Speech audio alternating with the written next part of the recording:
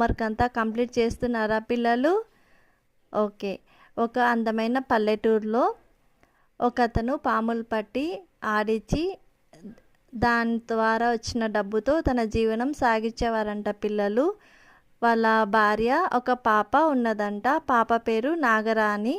వాళ్ళు ఏం చేసేవాళ్ళంటే వేరే ఊరికి పోయి పాములు ఎక్కడెక్కడ పుట్టలు ఉంటాయో వెతికి అక్కడ పాములు పట్టి ఆ విషం తీసి వైద్యునికి అమ్మి ఇంకా పాములు ఆడించడం ద్వారా వచ్చిన డబ్బుతో అతను బతికేవాడనమాట. అలా జరుగుతూ ఉంటుంది. వాళ్ళ భార్య ఒకరోజు అడవిలో వెళ్తూ ఉంటే వాళ్ళకి ఏం జరిగిందంటే వాళ్ళ భార్యకి నాగుపాము కరిచి చనిపోతుందంట పిల్లలు. ఇంకా వాళ్ళకి అప్పుడు చిన్న పాప కదా, నాగరానికి 5 సంవత్సరాలప్పుడు వాళ్ళ మమ్మీ చనిపోతుంది. తర్వాతకి కొద్ది రోజులు అలాగే నివసించేవారనమాట. ఆ పాప పెరిగి పెద్దదవుతూ ఉంటే పాముల మధ్యలోనే ఆడుకుంటూ అలాగే ఆ అమ్మాయి కూడా కలిసిమెలిసి పాములతో ఉండేదంట పిల్లలు. కానీ ఏ పాము హాని చేసేది కాదు ఆ పాపకి. అలా జరుగుతుంటే ఆ పాపకి 10 ఇయర్స్ వస్తాయి. 10 ఇయర్స్ వస్తే ఆ కాలంలో చదువు ఏం లేదు కదా, ఇంట్లో పని చేసుకుంటూ నాన్నని చూసుకుంటూ ఇలా ఉండేది నాగరాణి. ఆ నాగరాణి ఏం చేసేదంటే వాళ్ళ నాన్న కోసం పక్కన విలేజ్కి వెళ్ళి పాలు తెచ్చి వాళ్ళ నాన్నకి తాగిపిచ్చి నైట్లో పండబెట్టేదంట. ఆ పాప ఇంకొక పని కూడా చేసేది పిల్లలు. వాళ్ళ నాన్న కోసం మంచిగా రుచిగల ఆహారాన్ని వండి వాళ్ళ నాన్న ఎక్కడున్నాడో వెళ్ళి తన చేతులతో తినిపించి మళ్ళీ వచ్చేదన్నమాట. ఇలా గడుస్తూ ఉంటే ఒకరోజు అడవిలో ఆ పాప వేరే విలేజ్కి వెళ్తుంది కదా పిల్లలు పాలు తీసుకోవడానికి.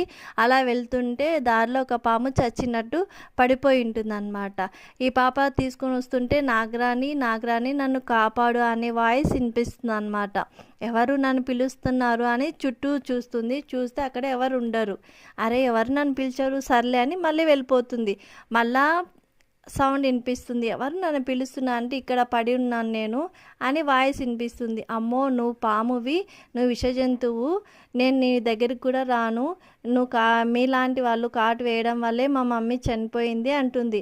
అయ్యో లేదమ్మా, నేను చాలా హీన పరిస్థితిలో ఉన్నాను, దయచేసి నన్ను కాపాడు, నేను నీకు మేలు చేస్తానే కానీ హాని చెయ్యను అంటుంది.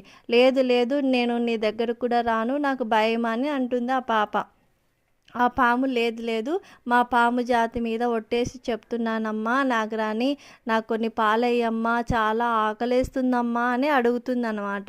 సరే అని ఇంకా ఆ పాప సరేలే పాపం ఇది చచ్చిపోతుందో ఏమో అని చుట్టుపక్కల చూస్తే ఒక మట్టి కుండ లాంటిది ఇరిగిపోయింది ఒక ముక్క కనిపిస్తుంది అనమాట.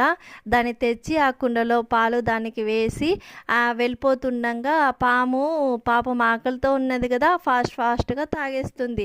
తాగేసి పాప వెళ్ళిపోతుంటే నాగరాణి నాగరాణి అని పిలుస్తుంది. ఇంకేంటి నేను ఇచ్చాను కదా నీకు పాలు అంటే, లేదు నీతో పాటు ఎవరికి తెలియకుండా నన్ను తీసుకెళ్ళి ఒక 4 రోజులు మీ నాన్న కూడా తెలియకుండా నన్ను దాచిపెట్టవా, తర్వాత నేను కోలుకున్నాక నేను వెళ్ళిపోతాను అని చెప్తుంది పాము. అవునా సరే నేను పట్టుకుంటే ఏమన్నా అంటా, లేదు నన్ను పట్టుకొని నేను ఏమన్నానంటే సరే అని ఆ పాప ధైర్యం చేసి ఆ పామును పట్టుకొని ఒక హారంలాగా మెల్లో వేసుకొని ఇంటికి తీసుకెళ్తుంది పిల్లలు. తీసుకెళ్ళి వాళ్ళ నాన్నకి తెలియకుండా ఆ కిచెన్లోనే ఒక బుట్టలో పెట్టి దాచిపెట్టి దానికి రోజు పాలు పెడుతూ ఉంటే అలా 4 రోజులు గడిచిన తర్వాత పాము కోలుకుంటుంది. రోజువారీగా పాలు వేయాలని బుట్ట ఓపెన్ చేస్తే ఆ రోజు పాము కనపడదన్నమాట. అది చెప్పింది కదా బాగైపోయిందేమో అందుకే నాకు చెప్పకుండా వెళ్ళిపోయిందిలే అని అనుకుంటుంది. ఆలోచిస్తుండగా వెనకల నుంచి నాగరాణి నాగరాణి అని పిలుస్తుంది పాము. చూస్తే నువ్వు వెళ్ళిపోయావు అనుకున్నాను అంటే, లేదు నేను నీకోసం ఈ చంద్రహారాన్ని తెచ్చాను, ఇది చాలా మహిమ గలదే అని చెప్పి పాప మెల్లో వేస్తుంది. అవునా అవునా ఏం మహిమ అని అడుగుతుంది పాప.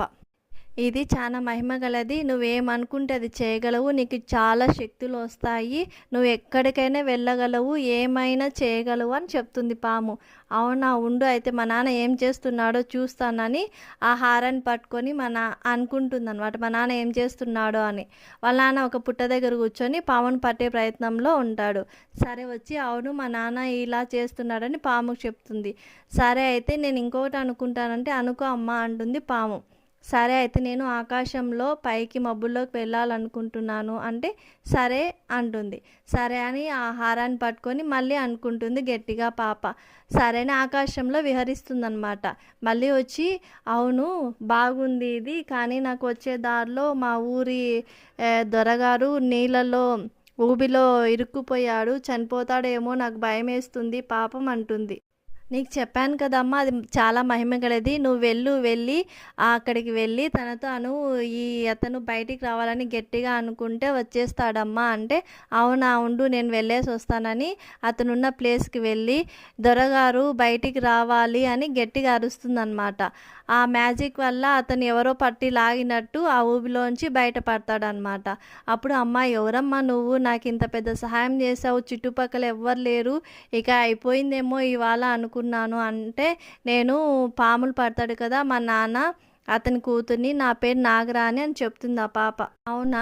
సరే మంచిదానివమ్మా నువ్వు. నన్ను చాలా మంచిగా కాపాడావు అంటాడు అతను. సరే అని ఆ పాప అక్కడి నుంచి మాయమైపోతుంది. తర్వాత వచ్చి పాముకు చెప్తే, అవును నాగరాణి ఇంకా మీ నాన్నని పాములు పట్టొద్దని చెప్పు. దీనివల్ల నువ్వేమైనా చేయగలవు, ఎవరికైనా హెల్ప్ చేయగలవు. దీని ద్వారా నీకు అంతే మంచి జరుగుతుంది.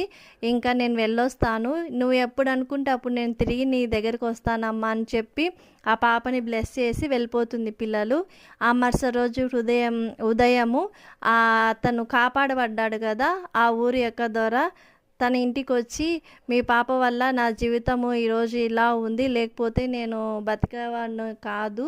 సో నీకు 5 ఎకరాల పొలం ఇస్తున్నాను, కొంచెం డబ్బులు ఇస్తున్నానని ఇచ్చేసి వెళ్ళిపోతారు.